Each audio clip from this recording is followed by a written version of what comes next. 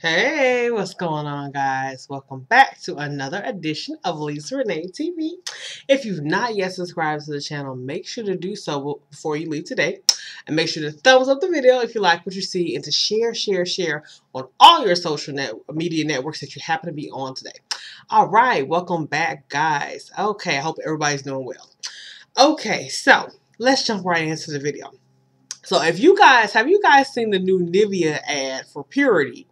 So I'm just going to read a snippet of a news report, and I'll give you my opinions on it. Okay, so Nivea, if you don't know what it is, a lotion, a German lotion company. I'm sure a lot of us have used Nivea. I have myself. It's a nice product. So their new ad is white is purity. Keep it clean. Excuse me. Keep it clean. Keep bright. Don't let anything ruin it. #invisible. So it got a lot of social media backlash, including Professor Scott Bellows. Come on, Nivea. This is so racist that I don't even know where to begin. Angry face, speechless. In future, refer to clothes or products, not colors. Social media users were quick to condemn the ad, which was also picked up by some accounts on Twitter and 4chan that promote white supremacy. Some commented on the photo with images of an improving Hitler or Pepe the Frog, a cartoon mascot of the alt-right. Beiersdorf, the German company that owns Nivea, released a statement on Tuesday apologizing for the insensitive image. "We're deeply sorry to anyone who may take offense to the specific post," it said. After realizing that the post is misleading, it was immediately withdrawn. A representative told the New York Times the post was a part of a Middle East-specific campaign for the deodorant that would associate the color black with strength and white with purity. This is the second time in 6 years that Nivea has apologized for a racially insensitive advertisement. In 2011, the company was criticized for an ad with the words "revitalize yourself" over an image of a clean-cut black man appearing to discard a mask of a black man with an afro. The company pledged to review their approval process after that incident. So, this is not the first time, obviously, that Nivea has been in trouble. Let's see. So black with strength and then white with purity. Now, just that right there, and this is from the CBS News.com website that I'm reading from. Now, see, just that right there, that just gets me. I'm gonna also post a link to that this article below so you all can read it for yourself. But just that right there kind of riles me a little bit. Black with strength, white with purity.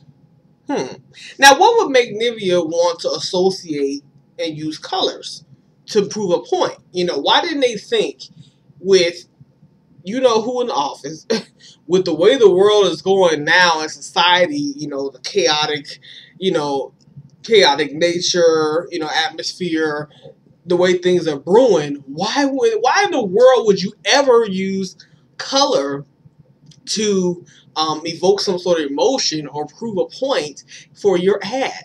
That was a bad idea on their point, on their part. Excuse me, on their part. Who does the thinking in the marketing department? Somebody was off cue in the marketing meeting. They do the round table meeting in the marketing department as far as, hey guys, what's a new ad? What's a great ad idea for our newest, you know, campaign? Somebody was off cue. And you know what's the problem I was thinking of yesterday? It came to me. There's too many white is purity faces, if you get what I'm saying, in the round table meetings, and not enough black and beautiful and black and strength faces in there, okay? There's not enough of that. And that's why I think the problem here lies. I feel like had you had enough people looking like, up in there, you wouldn't have had that problem, okay? Because there would have been enough of them saying, unless they're brainwashed and crazy too, enough of them, they would have stopped you from making that fatal mistake. It would have told you, no, that's not going to go too well. You don't want to say that. We get your point, but we're going to help you make your point a little bit in another kind of way, where it doesn't even use color at all, or it uses color in a way where it's harmonious and, you know, not, you know, it's not in a way where it causes dissension, you know what I'm saying? Because this is divisive, you know. I'm like, why would you do that? And then as far as black with strength, That's another thing. I was just listening to like a video of another YouTuber not too long ago, and he was talking about how you know, they always say, "Oh, strong black woman, I'm a strong black woman." How that is usually looked at as positive, but in a sense, it's kind of negative the way white people meant it to be, supposedly, because it's like because of the fact that, you know, your black strength, if you notice when things happen to you that are bad or it put you in a victimization state, people are less sympathetic towards you. Because they say, well, she's black, she's strong, she's black and strong, or she's strong black woman. You know, so why should we feel sorry for her? You know, it all kind of blows up back in your face. You know, it kind of makes things a little bit harder for you. Also, that black strength, we know with the angry black woman stereotype. That's where black strength works against you. So, you know, yeah, you know, so black with strength and then white is purity. It's like the dichotomy there. So black is not pure. You know, black is impure, it's dirty, you know, but white can purify things, and you're just black, you're strong. You guys are strong, you know, we're pure, and we can make you look good. And so, you know, you gotta pay. You guys, when you look at the world, you know, I think people have been taking more pot shots at not just us, but everybody, you know, in general, especially like, you know, minorities in general. Now that, you know, the political climate has changed in America, you guys gotta wake up, wake up. You've been asleep for so long, wake up, wake up. You know, pay attention to these little pot shots that people kind of feel they can take at you. You know, even companies like Nivea, a lotion company, a lotion and soap company, is taking little pot shots at you, and then come back and retracting the statement. I'm sorry, we're so sorry. They're not sorry, because I feel like they do that on purpose. You know, they kind of do that purposefully because they know they're going to detract the statement and apologize and keep on doing it. Because this ain't their first time. They did it back in 2011. I mean, like, what are they trying to say? I say we don't buy Nivea. I don't buy Nivea like that anyway. So, you know, like, I really don't, you know, to be honest with you. You know, like, I really don't. I'm more like an Olay Dove kind of girl, you know. I really don't. Jergens, anything, you know, Gold Bond. I really don't mess with Nivea like that anyway. So, anyway.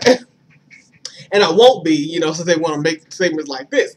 But if you notice, speaking of white being purity, look at music videos. Like, I don't know if y'all seen Iggy Azalea's new video, Mo Bounce. Okay, so you saw how she was twerking and popping. You know, Iggy's the white Australian girl with a big booty. She looks like the white Nicki Minaj. That's white Nicki. That's what I call her. I'm like, oh, hey, white Nicki. You know, that's just white Nicki Minaj. Look, she looks like her in the face. She makes her style. She kind of caters her style to Nicki Minaj. Now, if you called her on that, I'm sure if I were to interview her and ask her, do you think that you kind of make your style cater to Nicki Minaj? Oh, no, I'm sure she would tell me no. But I'll be thinking, you're lying. I feel like you kind of cater your style to Nicki. You know, if y'all know how Nicki looks, you know, she has a small waist, the big booty, the boobs, you know, she's the black Barbie, you know, and I love Nicki Minaj, by the way.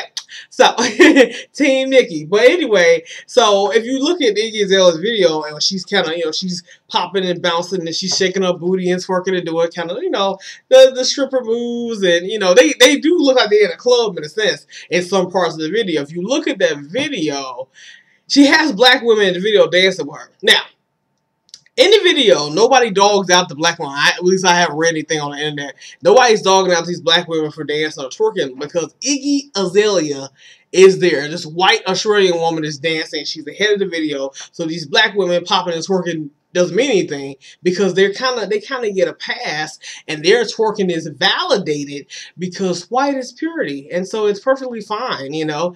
Even when you notice in Miley Cyrus' video, We Can't Stop, when Miley Cyrus is twerking with the black girls, they can twerk then. It's okay for black women to twerk then because they're twerking alongside a white girl. But if a black woman like Nicki Minaj, when Anaconda came out, people were pissed off. When Nicki Minaj did the naked picture where her butt was out and she was oiled up, and she compared it to when Kim Kardashian did it. I think somebody else did it too. Nobody said anything about when Kim did it, but when Nicki did it, people flipped out. People flipped out, and why did they come at her so hard? Why did they come at her so hard? Here's another thing with black strength. People expect black women to carry the burden of the black community on their backs. You supposed to know better. You don't do that. You gonna make us look bad. Why can't... So that's what a line between, you know, you being a representative of the black community and you being your own person kind of divide and they kind of collide there. You see what I'm saying? You see that? You know, you have to be this upstanding woman all the time for the sake of the whole freaking black community, you know, and you don't want to make your community look any worse than what it always looks like. You have to put on this face to always, you know, be a good girl in front of the white people and the black people and whoever people, you know, all the time. And so it's kind of hard to be yourself. So you want to be sexy or take a sexy photo or shake your rump or whatever you're going to do. You don't have as much freedom to do that because you are a strong black woman with, you know, goals and morals, and you have this and that and whatever. So you're not allowed to do these things. You know, you're never allowed to step outside of any boundary because your life is always dictated silently by silent written rules and in between lines and codes, and, you know, that have been written for you to follow ever since birth because you're a little black girl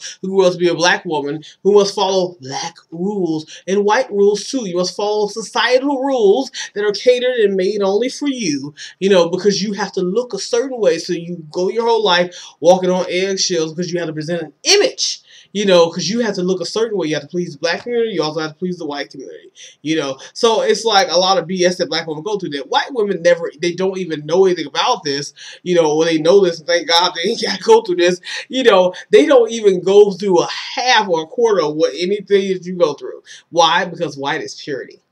You know, so it's like they don't have to deal with this BS. They don't have. They grow up being themselves and doing whatever, whoever themselves is. If they are upstanding women, great. If they're trashy, then whatever. You know, they could be kind of whoever and kind of always can fall back on, well, white is purity. So, and well, we kind of already knew that. We kind of already sniffed that out. So we're not surprised that Nivea would try this and pull it, you know, because they kind of can, you know, because we kind of always have been the people that you can easily stick and victimize all the time, you know. It's like they kind of rub it in like, ha ha, you're black, you can't do nothing about this, and we're white, and we're pure, and we can always kind of stick you know, and victimize you anytime we want, you know. So the question is, how do you get out of that constant victimization state? How do you do that? Well, I would say you do that by, first of all, little by little. Nothing comes overnight. You do that by God's grace, God's faith, God's favor, and by God's strength that He gives you in being yourself. Being yourself, walking in who God called you to be, being the woman or man that God calls you to be, and not letting, you know, demonic people or evil people, you know, convince you that, you know, your black is not pure, your black is not beautiful, you know, whatever color you are, brown, black, whatever, yellow, it don't really matter, but not allowing other people to tell you you're not good enough, that you ain't good enough for a seat at the table. You know what? You go in there, you keep working, you get to that, you sit at that table, and you're going to own that table one day. You own the whole table, and they'll be asking for a seat at your table. How about that? You know, that's God's favor, that's God's blessing over your life. So you have to walk in there, you have to believe it and keep your faith up and keep pushing. You know, that's why it's so important to be purposeful, to have your purpose, and not feel limited. I'm a person where I don't feel limited to do anything in my life. I never feel limited by my color or anything like that. I mean, I was just raised to believe that I was just as good as anybody else, you know, and so I always had that belief, so I never let anybody, you know, I always feel like I was blind to racism, I was blind to whatever, you know. I haven't experienced a whole lot of racism in my life, not really, but, you know, I went wherever, you know, we went, when I was younger, my mom, my grandparents, my auntie, I took me to a lot of different places, and, you know, I was, you know, cultured, I guess you would say, you know. So I never let people tell me that I couldn't do something because I was a black girl, so I couldn't do anything or whatever, you know, because I was a woman, I'm not going to be able to do something. So you know, I wouldn't get as far as I am now, letting other people tell me, you know, put limits on me. You know, when you try to put a limit on me, I'll push right on past you. That's going to make me work harder. So, you know, white is purity. Anyway, no, black. Black is purity, honey, okay? You know, black is purity, black is awesome, black is beautiful. And I'm not saying white isn't beautiful too, but I'm just saying we all are beautiful because we all are God's creatures. And he all created us to, you know, to be so influential in the world and just be so powerful. So walk in your power. We all have power, you know. The power is not to be divisive against each other, but to really just, you know, come together and be harmonious. You know, I mean, we could do so much when you come together. Maybe it could have took that a whole other way. They know that. They just felt like, let me take a pot shot instead of bringing, you know, to unify together. Because they want to unify, but I'm like, so if you want to unify, why are you dividing then?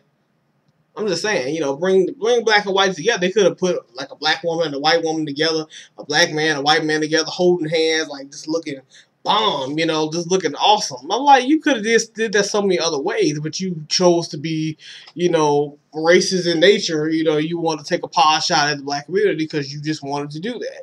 So, showed your true colors. Anyway. Anyway, but I'm going to hop off of this. I just wanted to come on here and just kind of have a little conversation about and see what you guys think. Well, drop in the comments below. What do you think about the ad? What do you think about, you know, any of this that I was talking about? Or you have any thoughts? Have you ever had any bad experiences with racism or sexism or whatever that you just want to share? We're here. We're listening. Let's talk about it. Let's have a discussion. All right. Because that's another way we're going to change by talking about this. We got to talk about stuff like this. That's how things first get started with, you know, changing. All right. Well, thank you all for watching. You all have a wonderful, blessed day. And I will talk to you guys later. All right. Bye-bye.